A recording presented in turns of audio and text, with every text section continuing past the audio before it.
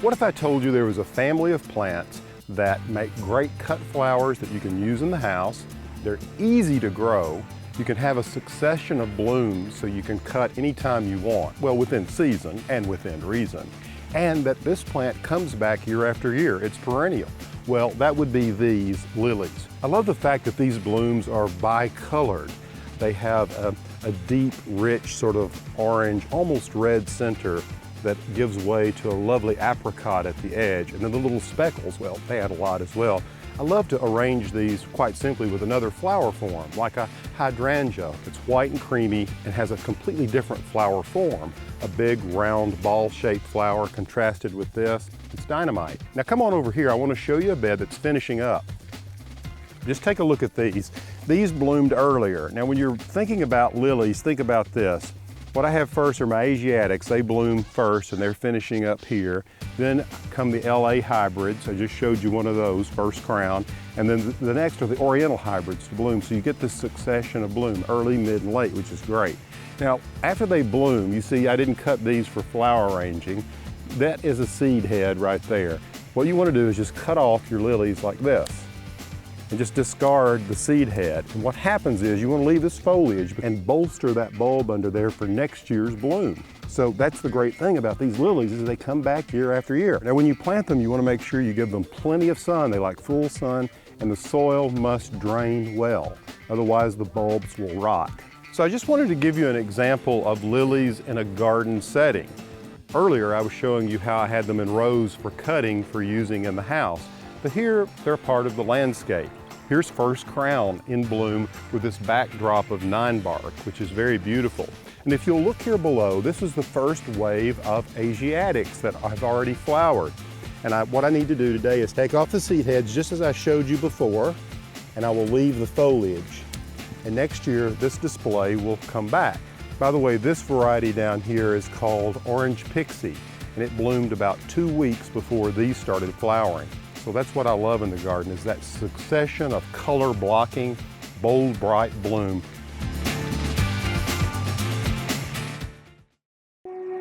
Discover the joys of the farm firsthand. Call or visit online to schedule a tour of Moss Mountain Farm.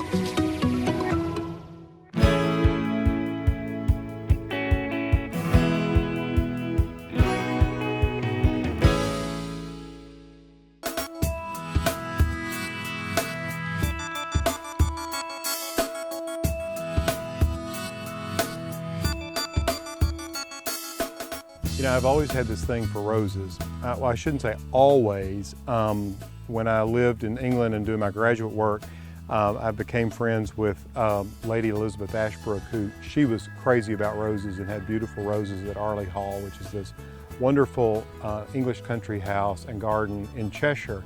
And so when I came home, I started planting roses in my garden downtown. I had a small garden in the city, and it was just, I totally trashed it out with all kinds of old-fashioned roses. So then I decided that out here at the farm I would make a really big rose garden, and it got bigger and bigger and bigger. And so what you see here is almost 2 acres that was cleared, and there was this really steep slope that we had to work through. So the construction of this thing turned into a real nightmare. Initially the idea was to do steps down to this thing, and I just thought, no, that's going to be way out of control. So we ended up using a ramp. And so we made the ramps and we made the drives wide enough that one of our smallest tractors could get through, and certainly any of our utility vehicles could come in here and service it. This time of year, we're getting ready to come in and do some planting. Late winter and early spring is a great time of year to actually go in and transplant or begin to plant roses. In terms of the style of garden, it's really based on a building in Charleston, the Aiken Red House. It's a house that I love. It's a preservation, and what they have are some really unique outbuildings that have this kind of low Gothic arch. I really like that motif, and they have these crenellated tops. It's like little mini castles.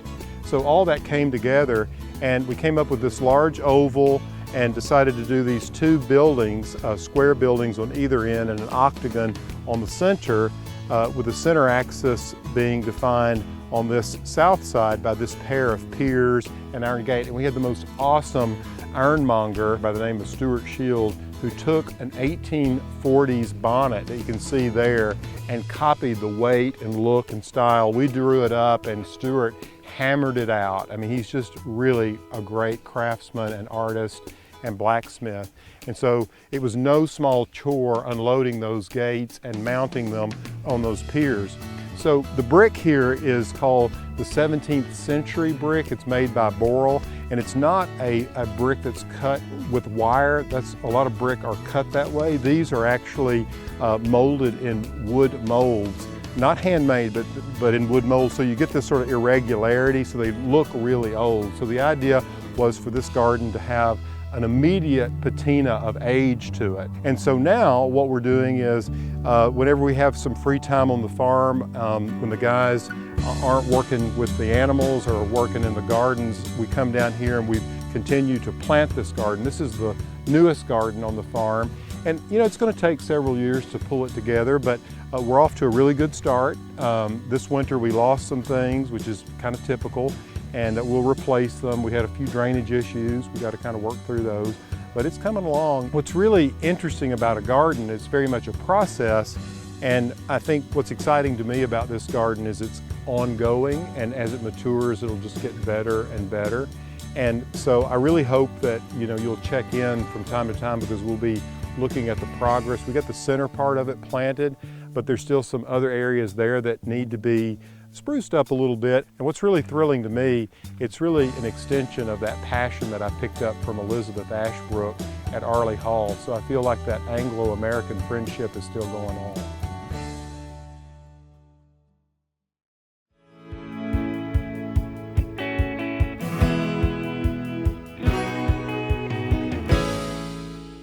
This is the fountain garden out here at the Garden Home Retreat. And I like to think of it from a color standpoint really as a sort of a sorbet course, a palate cleanser between the warm side, which moves to the west, and the cool side, which moves to the east from this central point. In this garden, I concentrate on lots of neutral colors like white and gray. Now, this time of year, this space is particularly magical because you have several things blooming together. For instance, look at this vitex behind me. This variety is called Shoal Creek, and it is really putting on quite a show. And then just below it, you can see this perennial called Artemisia Pois Castle. It's one of my favorites, and it has a great aroma when you rub the leaf. And over here to my left, which is truly a showstopper, is the lily of the Nile, or agapanthus. I grow it in containers and bring it out in the summer because it can't take the cold winters here. Now, if you take a look at the circle, I've got pots of supertunias, the white ones that are spilling out of the containers. But I have to tell you, if you could have seen these pots back in the spring with the tulips, well, you just wouldn't believe it. These were filled with maureen tulips. I put about 75 to 80 bulbs per pot, and it was a knockout. So in the spring, we have the tulips, and then I replace them with these fabulous supertunias that will bloom right up until frost. Now, just behind the Artemisia, underneath these vitex, I have 3 types of old-fashioned roses, which all bloom white, and then just under them, I plant the annual fanflower, Scaevola New Wonder. So as you can see, this color theme is a very cool and soothing theme for the hottest days of summer. Discover the joys of the farm firsthand. Call or visit online to schedule a tour of Moss Mountain Farm.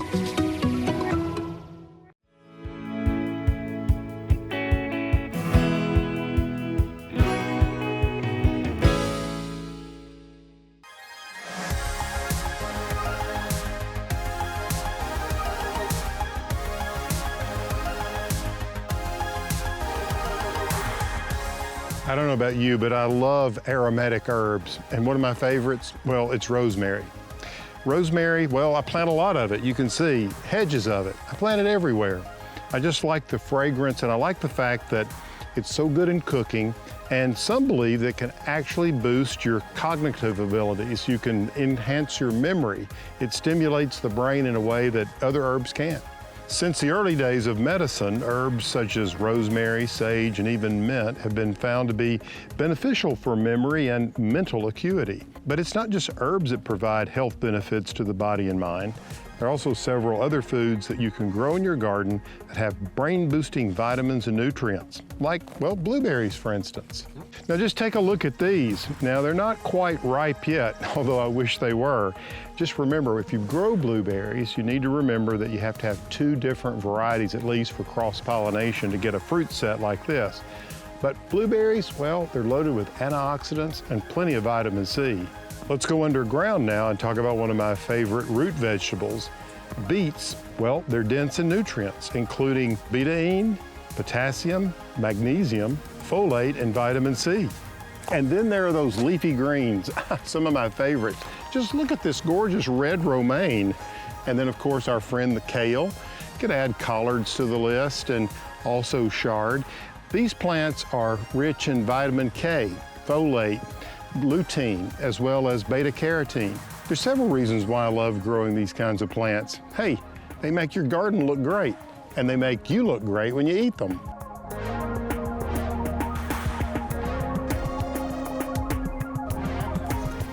And then, of course, there's broccoli. Everybody knows that broccoli is good for you, and when you grow it organically, you can eat it straight out of the garden like this. Man, this is good.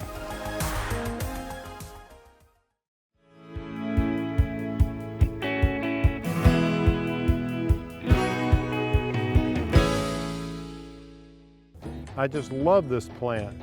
I've got several of them. I've got an alley of Wisteria, and this one is Wisteria floribunda, the Japanese type. It has the really long racemes.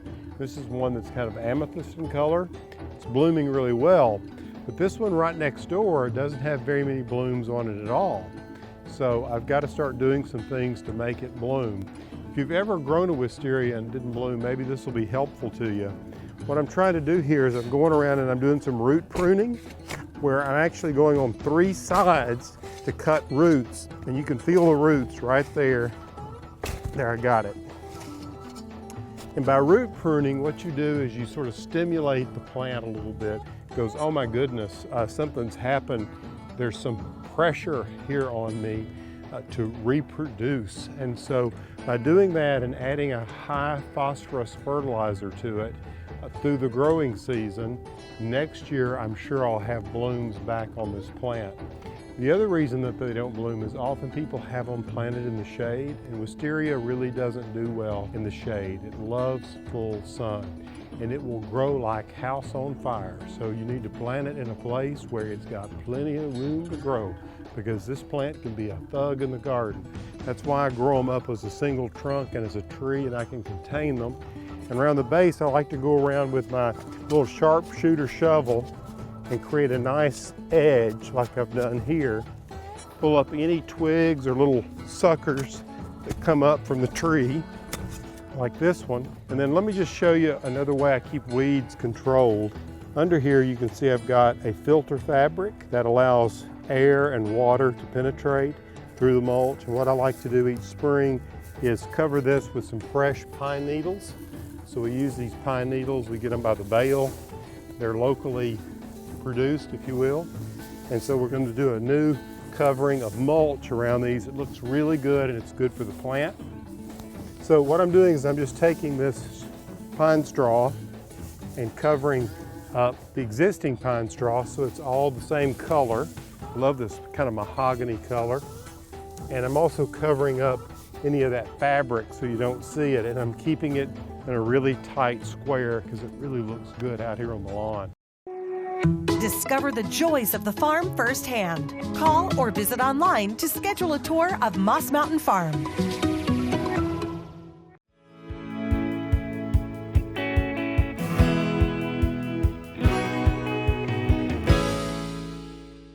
As a garden designer, one of the things that I really like is symmetry. It's, I guess, a classical principle. If you look at classical gardens, they're balanced and there's symmetry. And in this garden, you can certainly see it. This is on the west end of the Terrace garden here at Moss Mountain Farm. What I've created is a destination, a place to come and sit and relax and just listen to the sound of the water and hear the birds, engage with nature. But in this space, what I've done is I've created a curved hedge with openings in it, with a focal point in each of the openings in the way of an eagle.